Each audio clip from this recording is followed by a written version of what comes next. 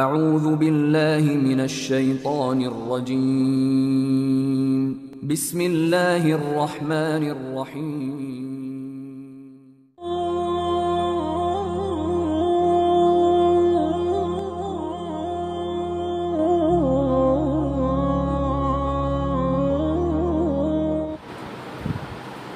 السلام علیکم ورحمۃ اللہ وبرکاتہ۔ ان الحمد للہ نحمده ونستعینه ونستغفره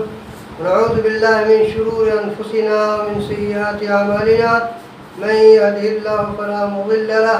ومن يضلل فلا هادي له واشهد ان لا اله الا الله وحده لا شريك له واشهد ان محمدا عبده ورسوله يا أيها الذين آمنوا اتقوا الله حق تقاته ولا تموتن إلا وأنتم مسلمون يا أيها الناس اتقوا ربكم الذي خلقكم من نفس واحدة وخلق منها زوجها وبث منهما رجالا كثيرا ونساء واتقوا الله الذي تساءلون به والأرحام إن الله كان عليكم رقيبا يا أيها الذين آمنوا اتقوا الله وقولوا قولا سديدا يصلح لكم أعمالكم ويغفر لكم ذنوبكم ومن يطع الله ورسوله فقد فاز فوزا عظيما أما بعد فأعوذ بالله من الشيطان الرجيم بسم الله الرحمن الرحيم إنا أنزلناه في ليلة القدر وما أدراك ما ليلة القدر ليلة القدر خير من ألف شهر تنزل الملائكة والروح فيها بإذن ربهم من كل أمر سلام هي حتى مطلع الفجر۔ بزرگوں اور بھائیوں اور عزیزوں، مجھے اس مجلس کے اندر جس موضوع کے تحت کچھ کہنے کا حکم دیا گیا ہے وہ ہے رمضان کے مبارک مہینے میں ہم کیا کام کریں۔ اللہ رب العالمین نے فرمایا ہے فَمَن يَعْمَلْ مِثْقَالَ ذَرَّةٍ خَيْرًا يَرَهُ وَمَن يَعْمَلْ مِثْقَالَ ذَرَّةٍ شَرًّا يَرَهُ۔ جو شخص ذرہ برابر خیر کرے گا وہ اس کو دیکھ لے گا، اور جو شخص ذرہ برابر شر کرے گا، برائی کرے گا، وہ بھی اس کو دیکھ لے گا۔ لہذا خیر اور شر میں سے جو چیز بھی جو انسان کرتا ہے وہ اسے اللہ رب العالمین دکھا دے گا، اس کے سامنے پیش کر دے گا۔ رمضان کا مہینہ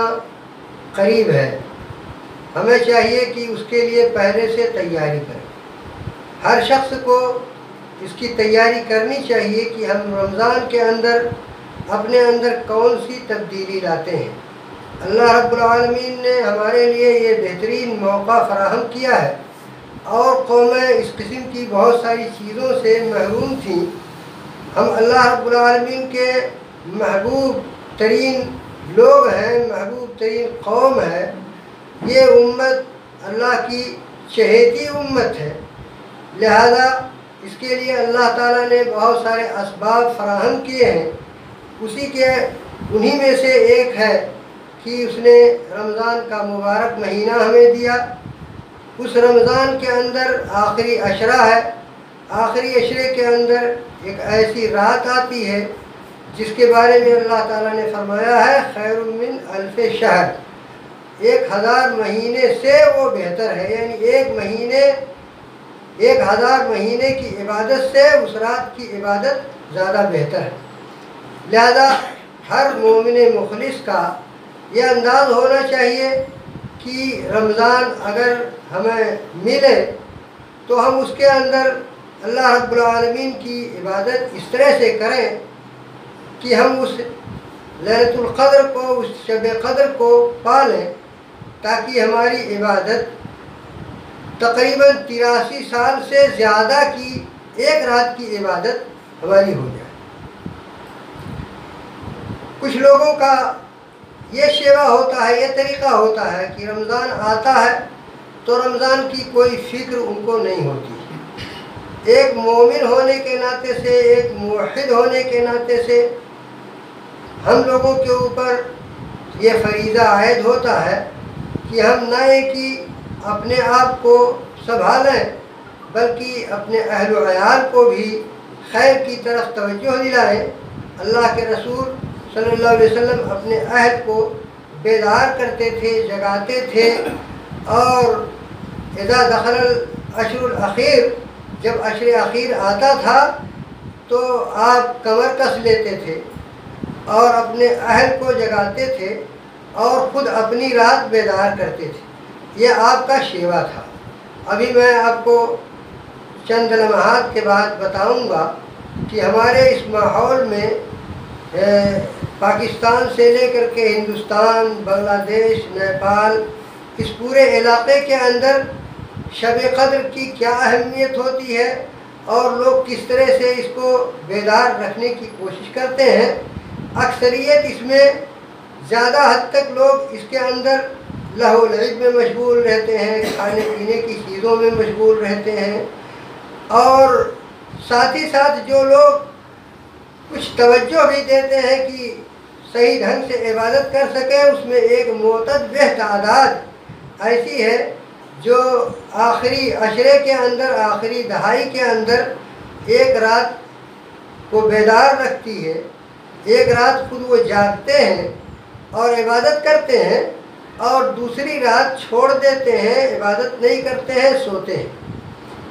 اس میں ایک طرح کی غلط فہمی پائی جاتی ہے۔ حدیث کے اندر آیا ہوا ہے کہ اللہ کے رسول صلی اللہ علیہ وسلم نے بیان فرمایا ہے کہ وتر کے اندر لیلۃ القدر کو تلاش کرو، اوتار کے اندر، وتر کے اندر یعنی طاق راتوں میں لیلۃ القدر کو تلاش کرو۔ اس حدیث کو لے کر کے علماء کرام نے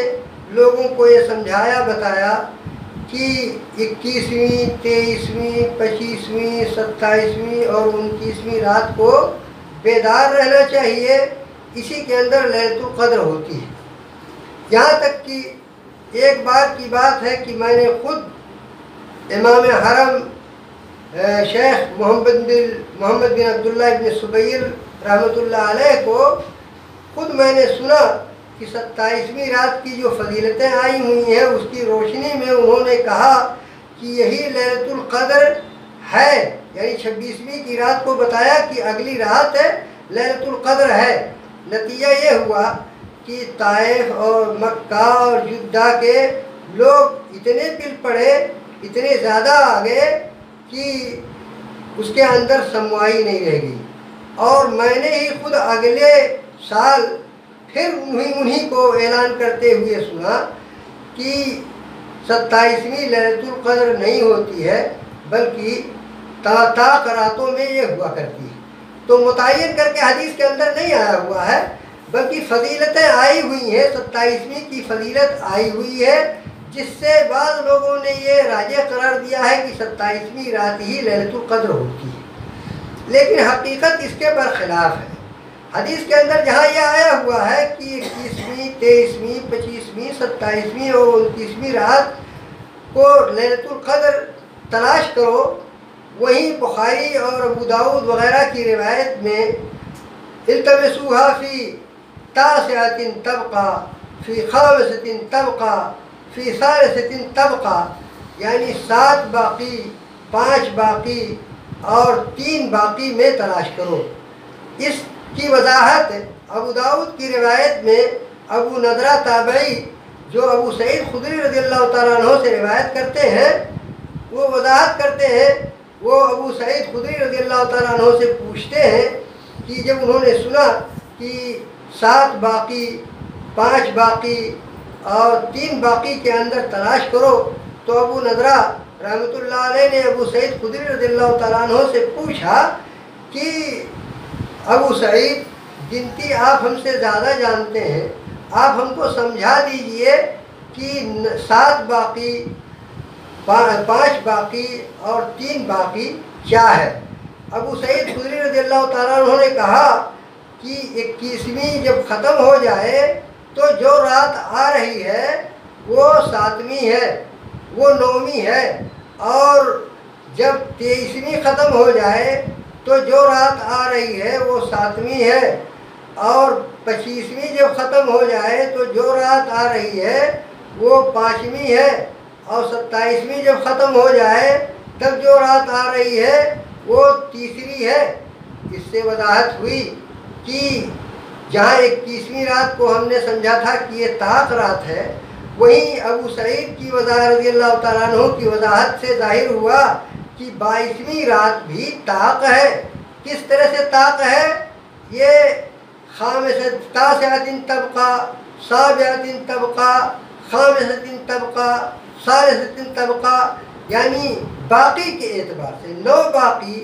7 باقی، 5 باقی، 3 باقی کو ایسے جوڑیں گے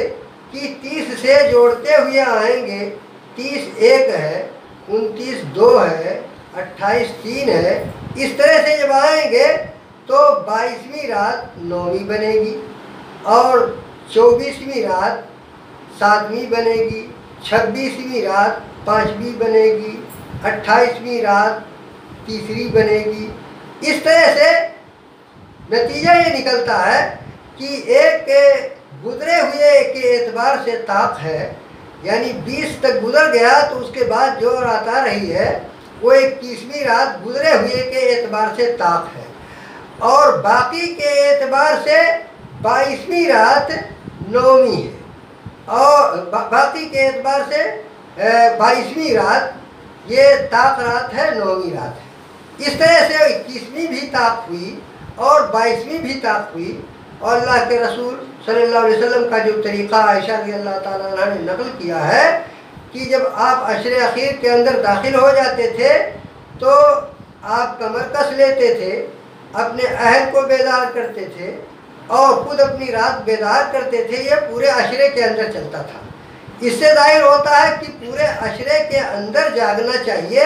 تاکہ یہ رات چھوٹنے نہ پائے۔ ہو سکتا ہے ہم یہ سمجھ رہے ہوں کہ گزرے ہوئے کے اعتبار سے طاق میں اور رات آئے گی، حالانکہ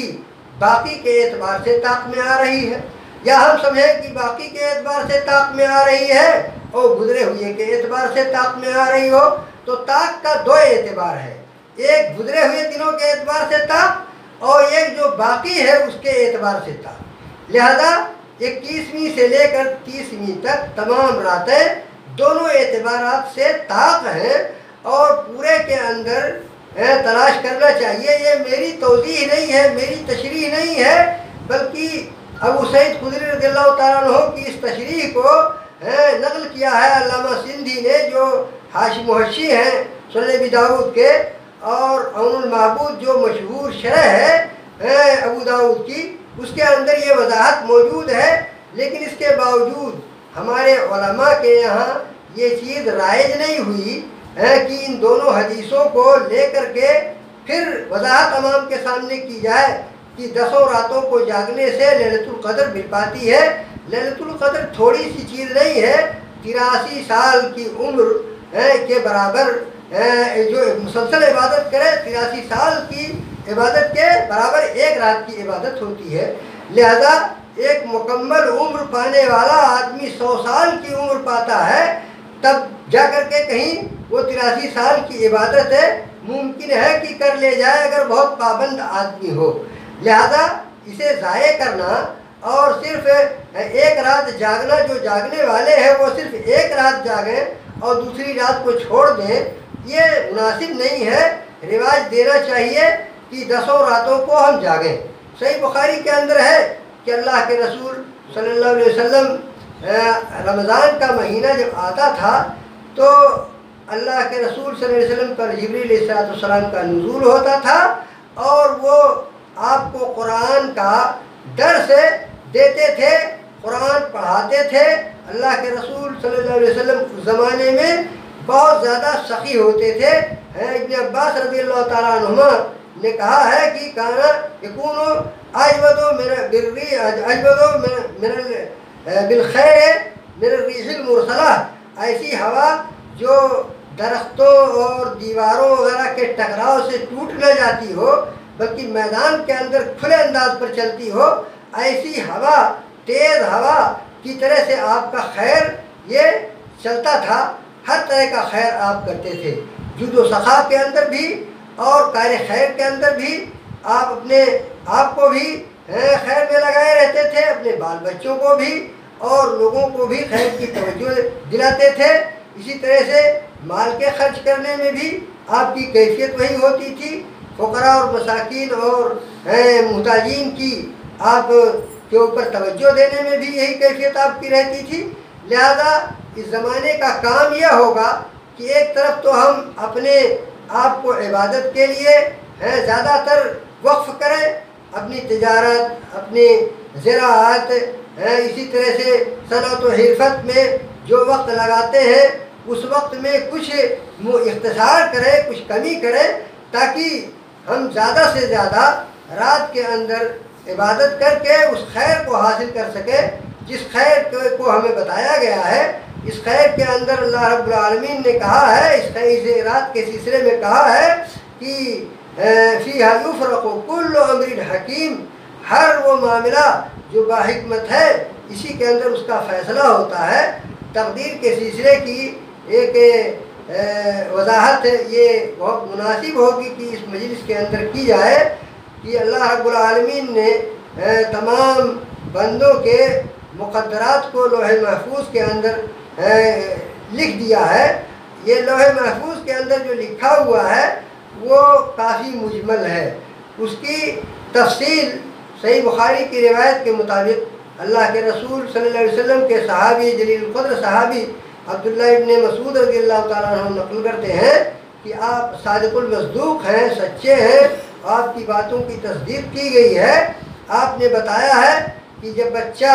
پیٹ میں ہوتا ہے 40 نطفہ کو ایک 40 گزر جاتا ہے، پھر دوسرا 40 گزر جاتا ہے، پھر تیسرا 40 گزر جاتا ہے، تو اس کے بعد اس کے اندر روح پھونک دی جاتی ہے اگر اس سے کوئی بچہ پیدا ہونے والا ہوتا ہے، اور اس کی 4 چیزیں لکھ دی جاتی ہیں۔ اس کی زندگی کتنی ہے، اجل کب آئے گی، موت کب آئے گی، وہ عمل کیا کرے گا، وہ شقی ہوگا یا سعید ہوگا،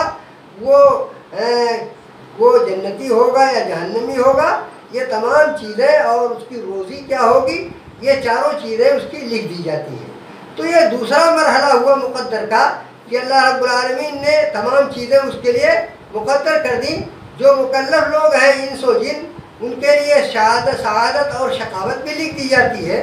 لیکن بقیہ اور چیزوں کے لیے سعادت اور شقاوت یعنی جنتی اور جہنمی ہونے کے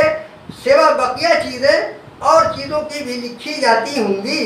کیونکہ تمام چیزیں پیدا ہو رہی ہیں اور ختم ہو رہی ہیں۔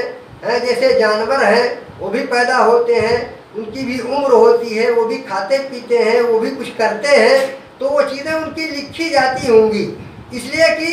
سعادت اور شقاوت یعنی جنتی ہونا جہنمی ہونا کے علاوہ بقیہ اور چیزیں ان کی بھی ہیں، لہذا ان سب کی بھی وہ چیزیں لکھی جاتی ہوں گی۔ اس طرح سے دوسرا مرحلہ ہوا تقدیر کا، اور تیسرا مرحلہ جس کو اللہ تعالیٰ نے فرمایا ہے سورہ دخان کے اندر فیہا یفرق کل امر حکیم، اس کے اندر ہر ایسے معاملے کی تفسیر ہوتی ہے، تقدیر ہوتی ہے، اس کی وضاحت آتی ہے، جس کے بارے میں اللہ رب العالمین سال بھر کے اندر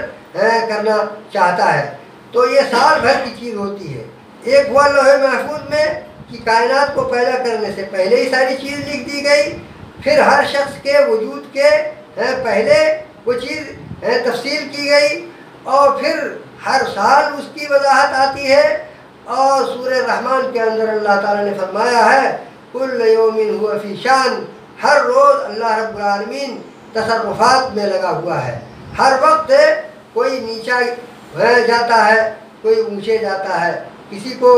سعادت مندی حاصل ہوتی ہے، کسی کو شقاوت حاصل ہوتی ہے، کسی کو مال ملتا ہے، کسی کو مال سے محرومی ہو جاتی ہے، محتاج ہو جاتا ہے، کسی کو علم سے نواز دیتا ہے، کسی کو جہالت آتی ہے۔ اس طرح کی تمام چیزیں تفصیلی روزانہ ہوتی رہتی ہیں۔ گویا یہ پہلے سے جو مجمل تھا وہ مفصل ہو رہا ہے، اور روزانہ کا وہ مفصل ہوتا جاتا ہے۔ لہذا اگر ہم یہ توجہ دیں کہ جو لمحات لیلۃ القدر کے آتے ہیں اس کے اندر ہم زیادہ سے زیادہ توجہ دیں، محنت کریں، اور اللہ رب العالمین سے توفیق طلب کریں، اللہ رب العالمین سے گریہ وزاری کریں، تو ہمارے لیے اللہ رب العالمین خیر مقدر فرمائے گا۔ توفیق طلب کرنا ہم کو حکم دیا گیا ہے۔ اللہ جانتا ہے کہ ہمارے نصیب میں کیا ہے، ہمارے مقدر میں کیا ہے، لیکن صحابہ کرام نے پوچھا تھا کہ جب سعادت اور شقاوت لکھی ہوئی ہے، جب اہل جنت اہل جہنم سے پہچانے جاتے ہیں، اس کو ایک اور حدیث سے اس کی وضاحت آپ سنیں۔ ایک مرتبہ عبداللہ ابن عمرو بن العاص رضی اللہ تعالیٰ عنہما کی روایت ہے کہ اللہ کے رسول صلی اللہ علیہ وسلم کہیں سے باہر آئے اور آپ کی دونوں مٹھی بدھی ہوئی تھی۔ آپ نے پوچھا جانتے ہو اس کے اندر کیا ہے، اس کے اندر کیا ہے؟ تو لوگوں نے کہا اللہ و رسول عالم، اللہ اور اللہ کے رسول زیادہ جانے کہ آپ کی مٹھی میں کیا ہے۔ آپ نے دہنے طرف اشارہ کر کے کہا اس کے اندر اہل جنت کے نام، ان کے باپ کے نام، ان کے قبیلے کے نام کے ساتھ لکھا ہوا ہے اور پھر سب کا جوڑ کر دیا گیا ہے۔ اب اس کے اندر نہ کمی ہوگی نہ زیادتی ہوگی۔ بائیں ہاتھ کی طرف اشارہ کر کے کہا اس کے اندر جہنمیوں کا نام، ان کے باپوں کے نام، ان کے قبائل کے نام کے ساتھ درج کیا ہوا ہے اور آخر میں جوڑ کر دیا گیا ہے۔ اب نہ اس کے اندر کمی ہوگی نہ زیادتی ہوگی۔ فریق فی الجنت و فریق فی السعیر، ایک گروہ جنت میں جانے والا ہے، ایک گروہ جہنم میں جانے والا ہے۔ اس طرح سے سعادت و شقاوت ہے جو لکھی ہوئی ہے اللہ رب العالمین نے، یہ جب معلوم ہے، پتہ ہے کہ کچھ لوگ جنتی ہیں کچھ لوگ جہنمی ہیں، تو صحابہ کرام نے پوچھا کہ جب اہل جنت اہل جہنم سے پہچانے جاتے ہیں تو ففیم العمل یا رسول اللہ، تو اللہ کے رسول عمل کرنے کی کیا ضرورت ہے؟ اگر ہم جنتی ہوں گے تو جنت میں چلے جائیں گے، اگر جہنمی ہوں گے تو جہنم میں چلے جائیں گے، پھر عمل کرنے کی کیا ضرورت ہے؟ اللہ کے رسول صلی اللہ علیہ وسلم نے اس گتھی کو بڑی سہولت کے ساتھ سلجھایا اور کہا یعملوا فکل میسر لما خلق لہ، تمہیں کام کرنا ہے، تمہیں عمل کرنا ہے۔ اللہ رب العالمین نے جو تم کو حکم دیا ہے اس حکم کو بجا لانا تمہارا کام ہے۔ تم کو چاہیے کہ اللہ تعالیٰ نے جن چیزوں کے کرنے کا حکم دیا ہے ان کو کرو، جن چیزوں سے روکا ہے ان چیزوں سے باز آؤ۔ اعملوا فکل میسر لما خلق لہ، جنت کے لیے پیدا کیا گیا ہے تو اس کے لیے جنت کا کام آسان کر دیا جائے گا، اور اگر جہنم کے لیے پیدا کیا گیا ہے تو جہنم کا کام اس کے لیے آسان ہوگا۔ لہذا تم لوگوں کا کام توکل کرنا نہیں ہے، بلکہ توکل کے ساتھ ہے، کام کرنا ہے، یعنی عمل کرنا ہے اور اللہ پر بھروسہ کرنا ہے کہ اللہ نے ہمارے لیے خیر لکھا ہوگا، ہم عمل کریں تاکہ ہم جنت میں جائیں۔ اس طرح سے ہمیں کوشش کرنی چاہیے کہ رمضان کا مہینہ جب آئے تو ہم اس کے اندر پوری تیاری کر کے ایک طرف تو اپنے لیے عمل کریں اور دوسری طرف اپنے آپ کو، اپنے دل کو، اپنے دماغ کو، اپنے اعضائے رئیسہ کو اس طرح سے مہذب بنائیں، اتنا اس کو اس طرح سے ماجیں کہ اس کے اوپر جو زنگ لگ جاتی ہے وہ زنگ چھوٹ جائے۔ توبہ اس کا صابن ہے، توبہ اس کا سیقل ہے، اور اسی کے ذریعے سے یہ زنگ چھوٹتی ہے۔ زنگ جو مورچہ لگ جاتا ہے توبہ کے ذریعے سے، اللہ کے رسول صلی اللہ علیہ وسلم نے فرمایا ہے انہ لیغان علی قلبی، میرے دل کے اوپر غین آ جاتا ہے۔ غین کی تشریح کرنے سے بہت بڑے بڑے علماء بچتے رہے ہیں کہ ہم اللہ کے رسول صلی اللہ علیہ وسلم کے لیے اس غین کو، جس کو غین کے لفظ عربی میں کہا گیا ہے، وہ دھبا ہے تو بھی اچھا نہیں لگتا ہے کہ اللہ کے رسول صلی اللہ علیہ وسلم کے دل کے اوپر دھبا کہا جائے، غبار کہا جائے، کیا کہا جائے۔ کچھ ایسی کیفیت پیدا ہوتی ہے دل کے اوپر کہ کسی طرح کی غفلت آتی ہے، کسی طرح کی سستی آتی ہے، تو اسی کو اللہ کے رسول صلی اللہ علیہ وسلم نے لیغان و غین سے تعبیر کیا ہے کہ میرے دل کے اوپر غین آتا ہے، پھر میں توبہ کرتا ہوں، استغفر اللہ کرتا ہوں، استغفار کرتا ہوں تاکہ یہ میرے سے چھٹ جائے۔ تو ہم لوگ تو سیاہ کار ہیں، خطا کار ہیں، گناہوں کو سوچتے اور گناہوں کو کرتے رہتے ہیں۔ ایسی صورت میں ہمارے لیے یہ زیب دیتا ہے کہ ہم زیادہ سے زیادہ توجہ دیں کہ یہ جو دل کے اندر چیزیں پیدا ہوتی ہیں، ہمارے دلوں کے اوپر جو زنگ لگتی ہے، یہ زنگ ہم سے چھوٹ جائے اور ہمارا دل سیقل ہو جائے، صاف ہو جائے۔ جس طرح سے اگر کوئی لوہا ہو جس کے اوپر برابر زنگ لگتی رہتی ہے، اگر اس لوہے کے اوپر برابر ہاتھ پھیرتے رہیں اور اس کو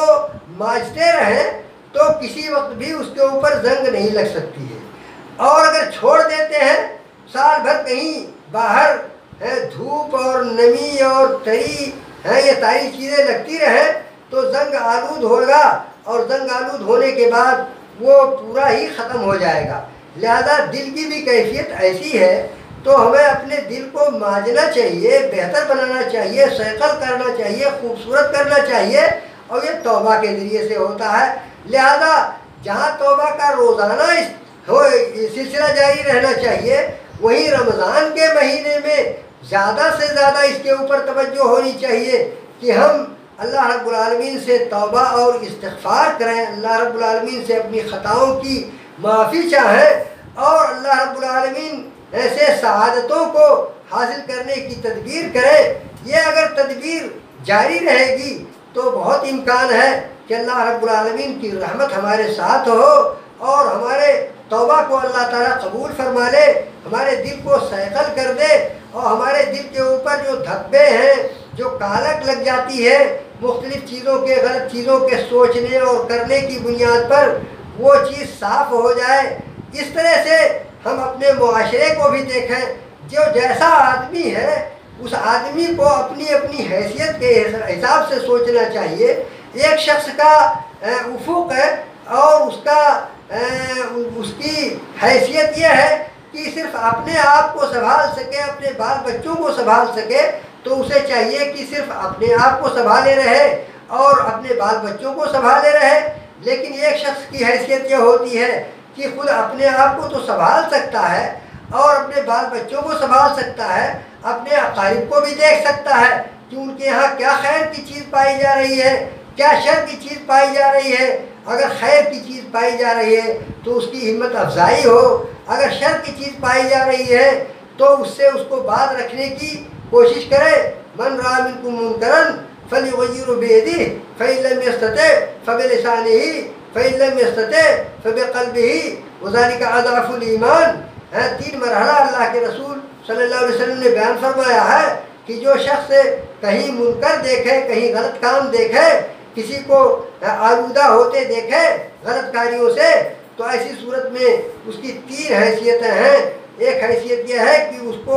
ہاتھ پکڑ کر کے روک سکتا ہے، اس کو باز رکھنے کی تدبیر کر سکتا ہے، زبان سے کہنے کے بجائے اس کو روک سکتا ہے، تو اس کو فلیغیرہ بیدہ، تو اس کو چاہیے کہ اپنے ہاتھ سے اسے روک دے، پکڑ لے۔ اللہ کے رسول صلی اللہ علیہ وسلم نے ایک مرتبہ بیان فرمایا تھا، انصر اخاک ظالما او مظلوما، اپنے بھائی کی مدد کرو خواہ وہ ظالم ہو خواہ وہ مظلوم ہو۔ تو صحابہ کرام نے پوچھا کہ مظلوم کی مدد کرنا تو ہم کو سمجھ میں آتا ہے، لیکن ظالم کی مدد کرنا ہمیں نہیں سمجھ میں آتا ہے، ظالم کی ہم کیسے مدد کریں؟ تو آپ نے فرمایا کہ اس کا ہاتھ پکڑ لینا، ظلم کرنے سے اس کو باز رکھنا، یہ اس کی مدد کرنا ہے۔ لہذا اپنے معاشرے کے اندر اپنے پاس پڑوس کے رہنے والوں، دوستوں، پڑوسیوں، اور پڑوسی کا مفہوم بھی بہت عام ہے۔ ایک گھر کا پڑوسی ہوتا ہے، اور ایک آدمی گھر کے اعتبار سے مسجد کے اندر آنے پر پڑوسی بنتا ہے، ایک شخص دکان کا پڑوسی ہوتا ہے، ایک شخص کھیت کا پڑوسی ہوتا ہے، ایک شخص باغ باغیچے کا پڑوسی ہوتا ہے، اور ایک شخص کام کا پڑوسی ہوتا ہے، جہاں آپ کام کرتے ہیں وہی وہ بھی کام کرتا ہے، آپ کی سیٹ کے ساتھ اس کی بھی سیٹ ہوا کرتی ہے۔ اس طرح سے بہت سارے، ایک شخص درس کے اندر وعظ و نصیحت کی مجلسوں میں، یا درس دروس کے اندر پڑھنے والوں کے پڑھنے کے اندر یا ایک ہی پڑھانے میں ساتھ رہا کرتا ہے، تو بہت طرح کے پڑوسی ہو سکتے ہیں۔ ان تمام پڑوسیوں کو اس میں شامل کیا جانا چاہیے کہ سب کا حق بنتا ہے، آدمی اگر اس کو روک سکتا ہے کسی غلطی کو دیکھ کر کے تو اسے روکے۔ اور فإن لم یستطع فبلسانہ، اور اگر یہ طاقت نہیں ہے کہ ہاتھ سے روک سکتا ہے تو اسے چاہیے کہ زبان سے اس سے کہے کہ تم یہ کام غلط کر رہے ہو، یہ چیز نہیں ہونی چاہیے تھی۔ ایک واقعہ ہے کہ مروان کے زمانے میں مروان نے صلاۃ العید کے لیے ممبر لے جا کر کے رکھوایا عیدگاہ کے اندر، تو ایک نوجوان کھڑا ہوا، ابو سعید خدری رضی اللہ تعالیٰ عنہ اس وقت موجود تھے۔ اس نوجوان نے کہا کہ مروان تو نے یہ غلط کام کیا ہے، دو غلط کام کیا ہے۔ ایک تو خطبہ تو نے منبر پر دیا، اور دوسرے یہ کہ تم پہلے رسول اللہ صلی اللہ علیہ وسلم کا طریقہ تھا کہ آپ عید کی نماز پڑھنے کے بعد تب خطبہ دیا کرتے تھے، تم نے عید سے پہلے خطبہ دیا، یہ دونوں چیزیں تمہاری غلط ہیں۔ ابو سعید خدری رضی اللہ تعالیٰ عنہ نے جب اس کے اس روکنے کو، زبان سے روکنے کو سنا، تو انہوں نے یہ حدیث بیان فرمائی، کہا کہ اللہ کے رسول صلی اللہ علیہ وسلم نے فرمایا ہے یہ من رأى منكم منكرا فليغيره بيده فإن لم يستطع فبلسانه فإن لم يستطع فبقلبه وذلك أضعف الإيمان۔ انہوں نے کہا میں نے رسول اللہ صلی اللہ علیہ وسلم کو یہ بیان پڑھتے ہوئے سنا ہے، لہذا جو ذمہ داری اس شخص کی تھی اس نے اپنی یہ ذمہ داری پوری کر دی ہے، اور اس نے بات رکھنے کے لیے ظاہر ہے کہ ہاتھ سے روک نہیں سکتا تھا حاکم وقت کو، وہ اس وقت وہاں کے گورنر تھے، زبان سے کہہ سکتے تھے، لہذا زبان سے کہہ لیا۔ اور اگر اتنی بھی طاقت نہ ہوئے تو آدمی کم سے کم اس چیز کو برا سمجھے کہ یہ کام غلط ہو رہا ہے، اس لیے کہ استطاعت نہیں ہے۔ اگر زبان سے کہتے ہیں تو بھی چمڑی ادھیڑ لی جائے گی، اور جو حیثیت جو جس طرح سے ہم کام کر سکتے ہیں اس کام کو بھی روک دیا جائے گا۔ بعض اس سلسلے میں یہ جاننے کی ضرورت ہے کہ بعض نوجوان ایسی ہمت رکھتے ہیں جو غیر مناسب ہمت ہوتی ہے۔ بعض ایسی چیزیں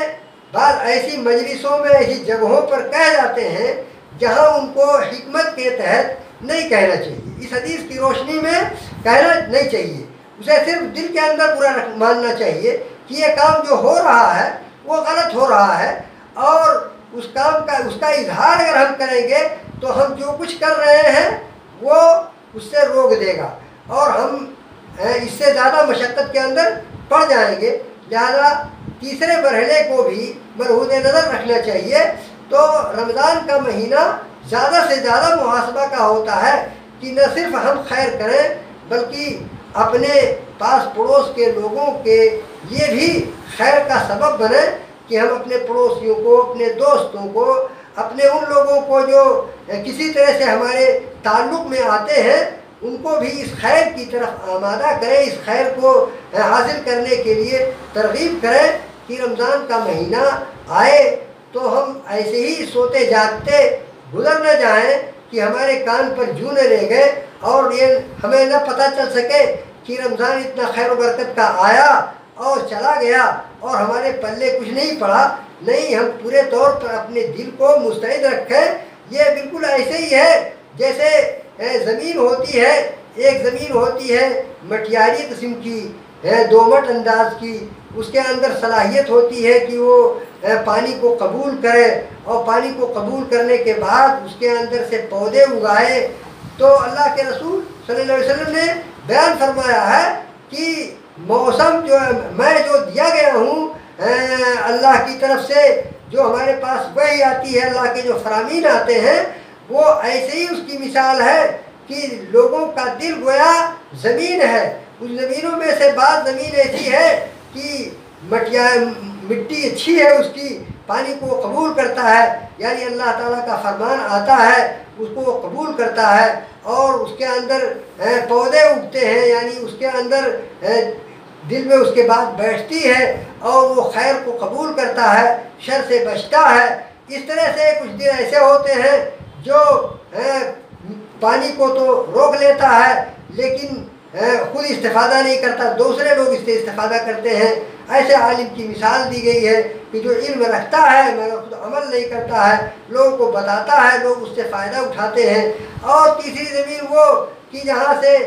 پانی بہہ جاتا ہے اور کسی بھی طرح سے وہاں رکتا نہیں ہے، وہ خود شور زمین ہے، وہ ایسی زمین نہیں ہے جہاں کوئی پیداوار ہو اور نہ پانی ہی رکتا ہے۔ تو وہ زمین ایسی ہوئی، وہ ایسا آدمی ہوا کہ اللہ کی طرف سے پیغام آیا، کتاب اللہ موجود ہے، اللہ کے رسول صلی اللہ علیہ وسلم کے فرامین موجود ہیں، رمضان آتا ہے خیر و برکت لے کر کے آتا ہے، تمام چیزیں لے کر کے آتا ہے، اور کوئی چیز اس کو اثر نہیں کرتی ہے۔ رمضان غیر رمضان ایک ہی جیسا اس کا رہتا ہے، اور سب وقت آیا اور گزر گیا، لیلۃ القدر آئی اور چلی گئی، وہ خراٹے ہی کی نیند سوتا رہا اور اس کو کچھ پتہ نہیں چلا کہ یہ رمضان تھا، اس کے اندر کوئی خیر بٹ رہا تھا، ہمیں حاصل کرنا چاہیے تھا۔ تو ہمارے لیے یہ ضرورت ہے کہ ہم ایک طرف تو خود کریں اور دوسری طرف اللہ کے رسول صلی اللہ علیہ وسلم نے فرمایا ہے بلغوا انی ولو آیا، ایک آیت بھی معلوم ہو، ایک بات بھی معلوم ہو تو اس کو لوگوں تک پہنچاؤ۔ تو اپنے پاس پڑوس کے لوگوں کو، اپنے بہی خواہوں کو، ایسے لوگوں کو، ہمارے جو ماتحت ہیں یا ہماری باتیں مان سکتے ہیں، ہمارے متعلقین ہیں، رشتہ دار ہیں، کام میں ساتھی ہیں، ایسے لوگوں کو سمجھایا جائے، بتایا جائے کہ یہ رمضان کا مہینہ بڑے خیر و سعادت کا ہے۔ اس کے اندر حدیث کے اندر ہے کہ جو سرکش شیاطین ہیں وہ بند کر دیے جاتے ہیں۔ سرکش شیاطین کے بند کر دیے جانے کی وجہ سے یہ ظاہر یہ ہوتا ہے کہ اس کی وجہ سے بہت سارے ایسے لوگ جو نماز اور صلاۃ کی طرف توجہ نہیں دیتے رہے تھے، وہ صلاۃ پڑھنے لگتے ہیں۔ یہ ایک مظہر ہے شیاطین کے بند کر دیے جانے کا، کہ ایسے لوگوں کے ہاں بھی کچھ خیر آنے لگتا ہے۔ ایسے لوگوں پر اگر توجہ دی جائے تو بہت ممکن ہے کہ رمضان کے اندر جو سعادت ان کو حاصل ہوئی ہے وہ سعادت دائمی ہو سکے، اور آئندہ بھی وہ رمضان کے بعد بھی وہ اسی طرح سے جس طرح سے رمضان میں توجہ دیے تھے اسی طرح سے اور دنوں میں بھی توجہ دینے لگ جائیں اور مسجدوں کی طرف آنے لگیں، خیر کی طرف آنے لگیں۔ یہ ہماری ذمہ داری بنتی ہے۔ ہمارے بہت سارے کاموں میں سے ایک کام یہ بھی ہے کہ ہم اپنے پاس پڑوس والوں کے لیے خیر کے اسباب فراہم کریں۔ صرف یہی اتنا نہیں ہونا چاہیے کہ ہم خود خیر کے کاموں میں دلچسپی لیں، نہیں، بلکہ ہم دوسروں کے لیے بھی خیر بن سکیں، بہتر ہو سکیں۔ یہ ہمارے لیے زیادہ اچھا ہوتا ہے، کیونکہ اللہ کے رسول صلی اللہ علیہ وسلم نے بیان فرمایا ہے الدال علی الخیر کفاعلہ، جو شخص خیر کی بات بتاتا ہے کسی شخص کو، وہ اس کے کرنے والے کی طرح سے ہی اجر پاتا ہے۔ تو اگر ہم ایک طرف خیر کرتے ہیں، اچھا کام کرتے ہیں، تو اس کا تو اجر ہم کو ملے گا ہی، لیکن ہم اگر دوسرے کو بتاتے ہیں اور وہ اس خیر کو کرتا ہے تو ہم پورا جتنا اجر اس کرنے والے کو ملتا ہے، اسی طرح سے اللہ رب العالمین کے فضل و رحم سے، فضل و کرم سے ہم کو بھی اسی طرح سے ثواب ملتا ہے، جس طرح سے کرنے والا اس کو کر کے پاتا ہے۔ اللہ تعالیٰ کے یہاں کوئی کمی نہیں ہے۔ اللہ تعالیٰ ہر شخص کو دے سکتا ہے اور ہر شخص کی جھولی بھر سکتا ہے، لہذا ہمارے اندر یہ کوتاہی نہیں ہونی چاہیے کہ ہم کسی طرح سے اپنے کو تو اچھا بنا سکیں اور دوسروں کو جو اپنے ماتحت ہیں یا متعلقین ہیں ان کے لیے خیر کی چیز نہ سوچیں۔ ہمارے یہاں تک دیکھا جاتا ہے کہ لوگ اپنے بچوں پر بھی توجہ نہیں دے پاتے، اپنے اہل و عیال پر بھی توجہ نہیں دے پاتے ہیں، حالانکہ اللہ رب العالمین نے فرمایا ہے الذین آمنوا قوا انفسکم واہلیکم نارا، اے وہ لوگوں جو ایمان لائے ہو، اپنے آپ کو اور اپنے اہل و عیال کو جہنم کی آگ سے بچاؤ۔ تو جہنم کی آگ سے بچانے کا عمل صرف اپنے لیے نہیں ہونا چاہیے، سب سے پہلے اپنے اور اس کے بعد اپنے اہل و عیال کے لیے یہ کرنا ضروری ہے۔ اپنے اہل کی طرف توجہ ہم میں سے بہتوں کو نہیں ہوتی ہے۔ بال بچوں کو توجہ صلاۃ کی طرف دلانے کے لیے اللہ کے رسول صلی اللہ علیہ وسلم نے بیان فرمایا ہے کہ جب بچہ 7 سال کا ہو جائے تو اس کو نماز کی صلاۃ کی ترتیب کی جائے، اس کو مسجد لے جایا جائے، اور جب 10 سال کا ہو جائے اور وہ صلاۃ نہ پڑھے تو اس کی پٹائی ہونی چاہیے، اس کو مارنا چاہیے، اس کو تنبیہ کرنی چاہیے۔ مارنے کا مطلب یہ نہیں ہے کہ اس کو مار ڈالنا چاہیے، نہیں، مارنے کا مطلب ہے کہ اس کو توجہ دلا کر کے اس کو مارنے کے ذریعے سے توجہ دلائی جائے، یعنی اس کو تنبیہ کی جائے کہ وہ اس راستے پر آئے۔ چھوٹے بچے کو ایک تنبیہ بھی کافی کارگر ہوتی ہے۔ تو 10 سال کا پہنچنے کے بعد وہ اتنا سرکش نہیں ہو جائے گا کہ آپ کی بات نہ مانے اور آپ کے مارنے پر بھی وہ توجہ نہ دے۔ اللہ تعالیٰ کے یہاں تربیت کا جو نظام ہے وہ 7 سال فرض ہوتی ہے، صلاۃ 15 سال کے بعد، جب 15 سال کا ہو جاتا ہے بچہ تب اس کے اوپر صلاۃ فرض ہوتی ہے، اور اللہ تعالیٰ نے تربیت کرنے کے لیے کہا ہے کہ 8 سال اس کی تربیت کرو، تب جا کر کے 7 سال سے شروع ہوئی ہے تربیت، اور 8 سال تربیت ہوگی تو ظاہر ہے کہ وہ 7 سال کا بچہ 8 سال تک تربیت پائے گا تو بہرحال اچھا ہو جائے گا، بہتر ہو جائے گا، اس کے دل میں رت بچ جائے گی یہ چیز۔ کل مولود یولد علی الفطرہ، ہر بچہ فطرت اسلام پر پیدا ہوتا ہے، فابواہ یہودانہ او ینصرانہ او یمجسانہ،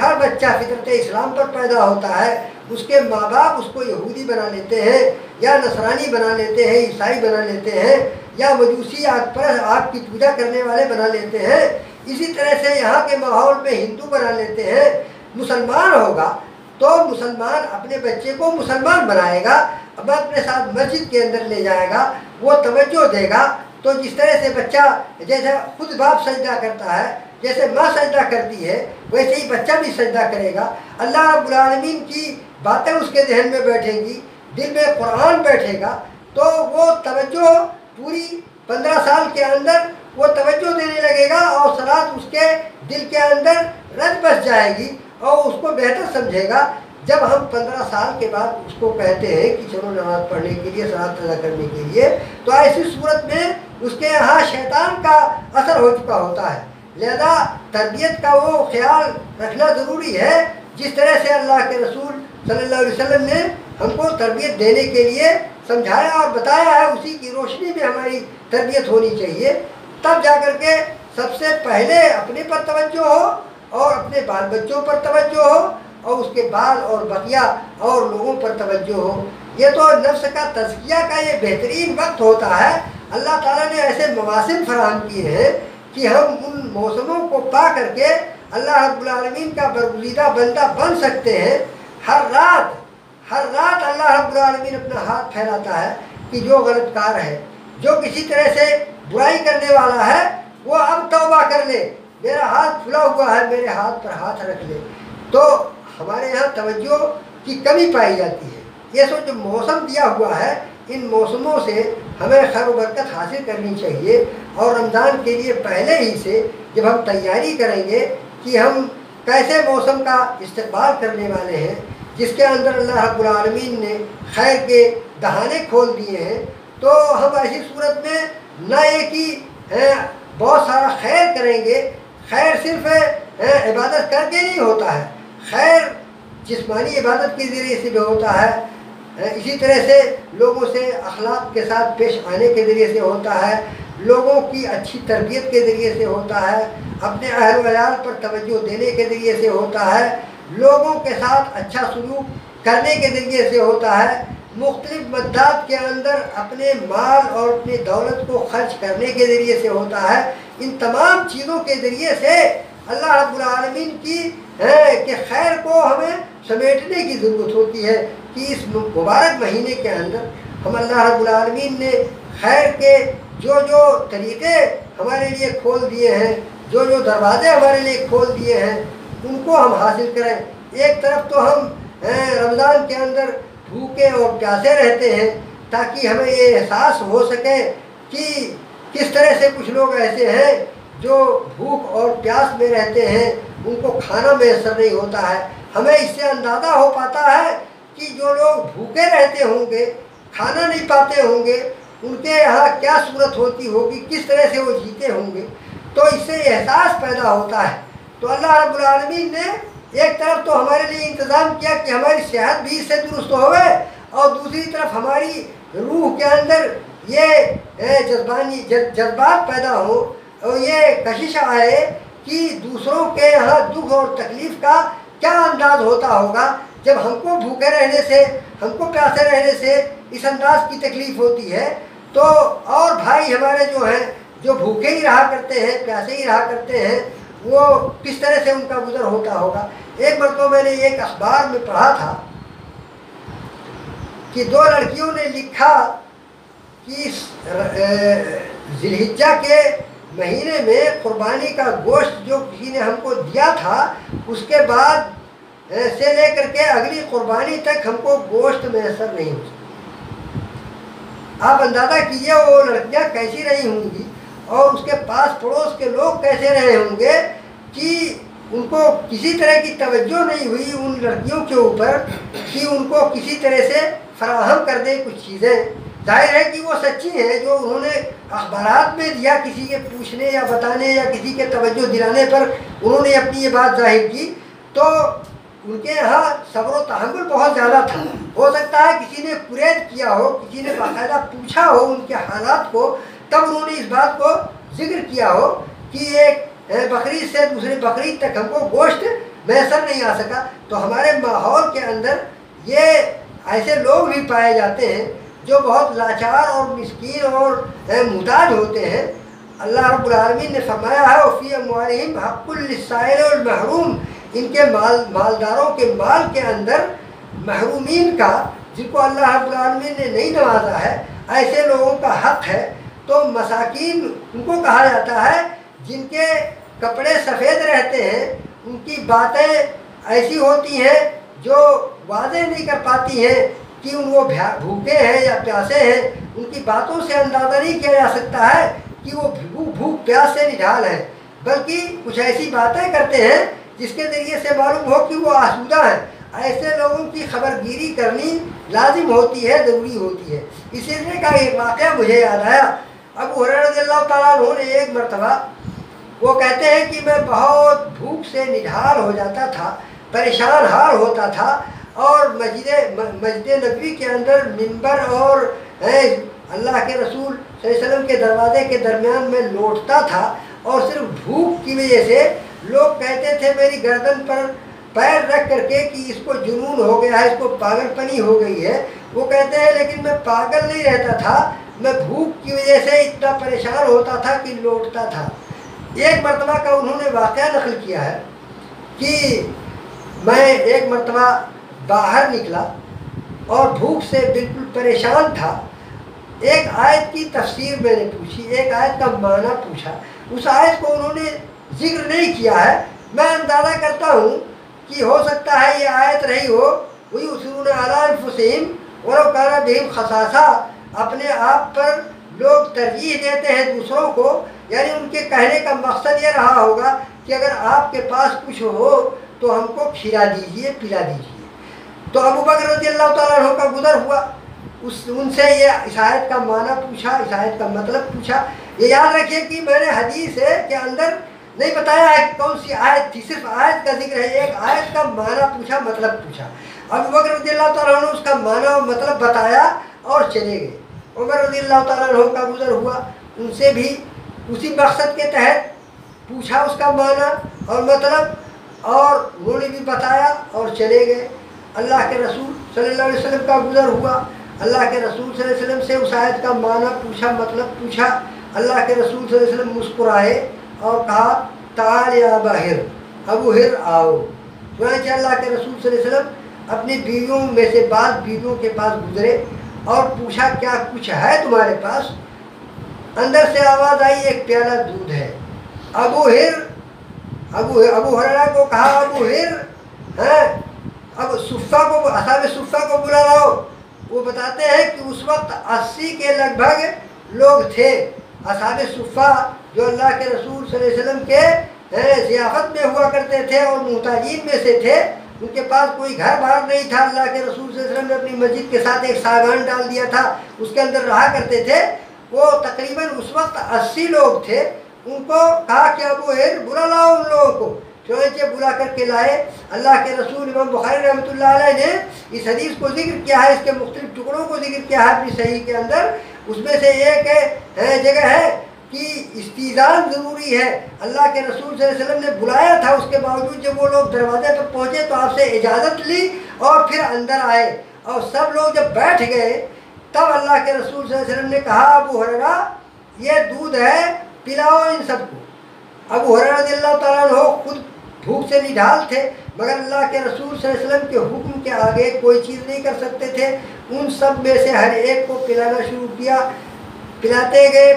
گئے یہاں تک کہ آخری آدمی کو اس میں سے پلا دیا۔ اللہ کے رسول صلی اللہ علیہ وسلم نے فرمایا ابو ہر تم اور میں یہ دونوں باقی رہ گئے ہیں، کہا صدقت یا رسول اللہ، اللہ کے رسول آپ نے سچ کہا۔ اللہ کے رسول صلی اللہ علیہ وسلم نے کہا کہ بیٹھو، ابو ہریرہ پیو، چنانچہ انہوں نے پیا۔ وہ ایک مرتبہ جب پی کر کے فارغ ہوئے تو اللہ کے رسول صلی اللہ علیہ وسلم نے دوبارہ کہا کہ پھر پیو، چنانچہ دوبارہ پیا۔ اور پھر اس کے بعد اللہ کے رسول صلی اللہ علیہ وسلم نے تیسری مرتبہ کہا ابو ہر پھر پیو۔ وہ کہتے ہیں کہ میں اپنے جسم کے اندر اس کا ایسا احساس کرتا تھا کہ جیسے ناخون کے اندر آسودگی اور سیرابی آ رہی ہو، یہ کیفیت تھی میری۔ چنانچہ ابو ہریرہ رضی اللہ تعالیٰ عنہ نے تیسری مرتبہ کہا کہ اب میں اس کے پینے کے لیے کوئی جگہ نہیں پاتا۔ اس کے بعد اللہ کے رسول صلی اللہ علیہ وسلم نے اس دودھ میں سے پیا، جہاں ایک معجزاتی انداز ہے کہ ایک پیالہ دودھ کے اندر ان تمام لوگوں نے پی لیا اور سب کو آسودگی حاصل ہو گئی۔ وہیں اس سے ظاہر ہوا کہ اس زمانے میں لوگ کس طرح سے رہتے تھے، کتنے پریشان حال رہتے تھے۔ ایک مرتبہ جب ابو ہریرہ رضی اللہ تعالیٰ عنہ بحرین کے گورنر ہو گئے اور دستی نکالی اور دستی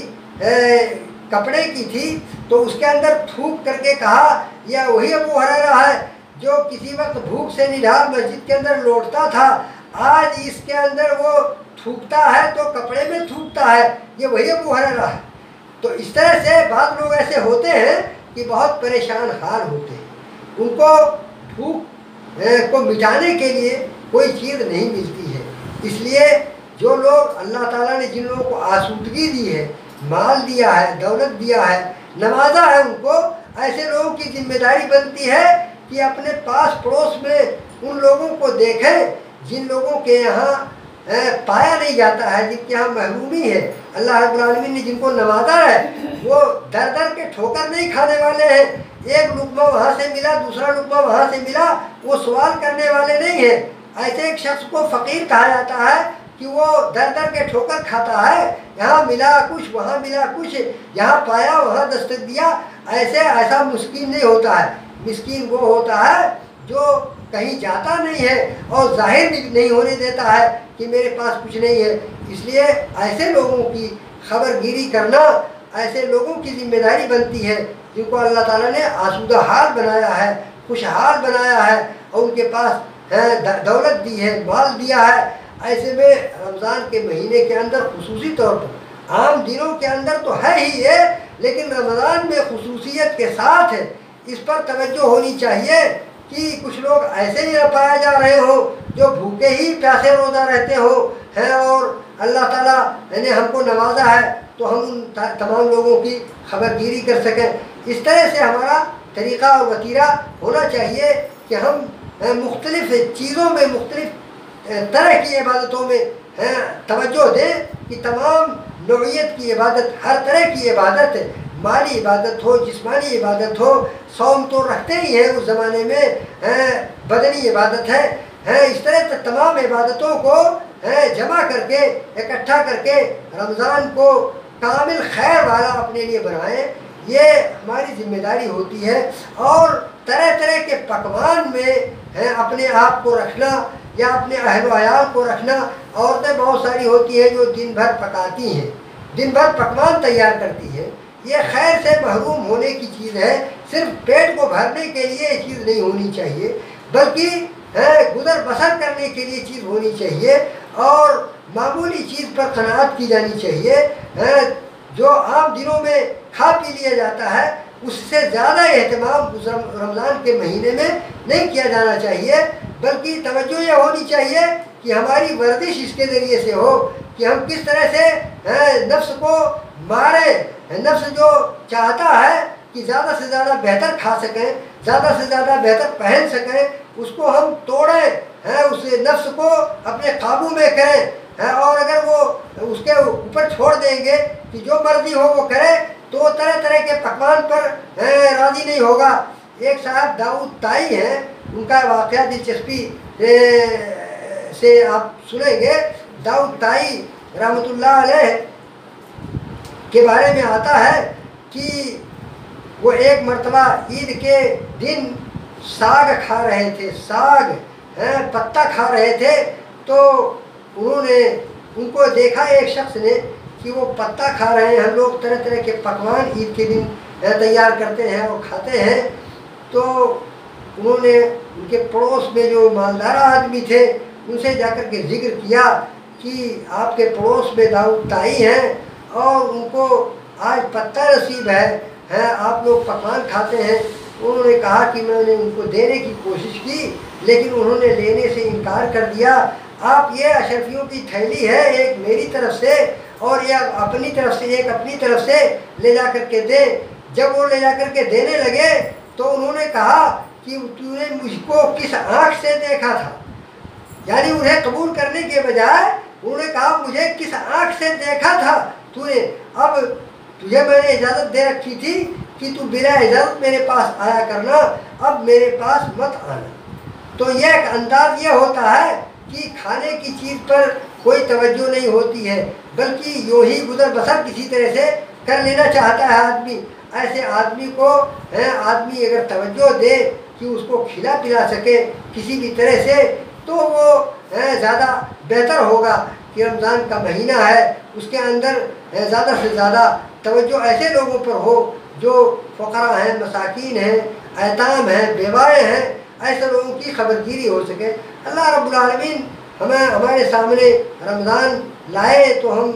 ایسے انداز میں ہوں کہ ہم اپنے لیے بھی خیر کو جمع کریں، اپنے اہل و عیال کے لیے بھی، اپنے لیے بھی بہتر ہو، اپنے پاس پڑوس والے لوگوں کے لیے بھی، اور جو جس طرح سے ہم آسودگی کے اندر رہتے ہیں ایسے ہی ان لوگوں کے لیے بھی اسباب فراہم کرنے کی کوشش کریں. جو لوگ اللہ تعالیٰ کی طرف سے ہماری آزمائش کے لیے محروم رکھے گئے ہیں، ہماری دراصل آزمائش ہے یہ کہ کوئی ایک طبقے کو اللہ رب العالمین نے بہت دے دیا ہے، ایک طبقے کو معمولی دیا ہے، بہت کم دیا ہے. تو دراصل یہ مالداروں کی آزمائش ہے کہ کیا وہ اپنے پاس پڑوس کے لوگوں کو دیتے ہیں کہ نہیں دیتے ہیں. کافروں کا یہ شیوہ ہے کہ وہ لوگ کہتے ہیں کہ اگر اللہ چاہتا، یہ سورہ یاسین کے اندر آیا ہوا ہے کہ اگر اللہ چاہتا تو جیسے ہم کو دیا ہے کھانے کا ایسے ہی ان لوگوں کو بھی دے دیتا کھانے کے لیے، لیکن نہیں دیا ہے اس کا مطلب ہے اس لائق نہیں تھا. حالانکہ ایسی بات نہیں ہے. اللہ رب العالمین نے جس کو اس دنیا کے اندر دیا ہے مال اور دولت اس بنیاد پر نہیں دیا ہے کہ وہ بہت اچھا ہے بلکہ آزمائش کے لیے دیا ہے. یہ مال آزمائش ہے، یہ خوشائشی آزمائش ہے. اگر اللہ تعالیٰ کی مرضی کے مطابق اس کو گزارتے ہیں، اس کو استعمال کرتے ہیں تب تو ہمارے لیے اس میں خیر ہے. اور اگر نہیں، اگر اس کے اندر ہم صحیح آزمائش میں پورے نہ اترے تو ہمارے لیے شر بن جائے گا. اس لیے ہماری آزمائش ان لوگوں کے ذریعے سے ہوتی ہے جو ہمارے پاس پڑوس میں محرومین ہیں. اللہ رب العالمین ہمیں توفیق دے کہ ہم جس طرح سے اور دنوں میں ہمیں سوچنے کے لیے کہا گیا ہے رمضان میں اس میں بہتری لائیں، اس سے زیادہ اچھے انداز میں ہم رمضان کو ڈیل کریں، رمضان کو اس سے بہتر انداز میں گزاریں اور زیادہ سے زیادہ ہم خیر کو سمیٹنے کی کوشش کریں. ہر طرح کے خیر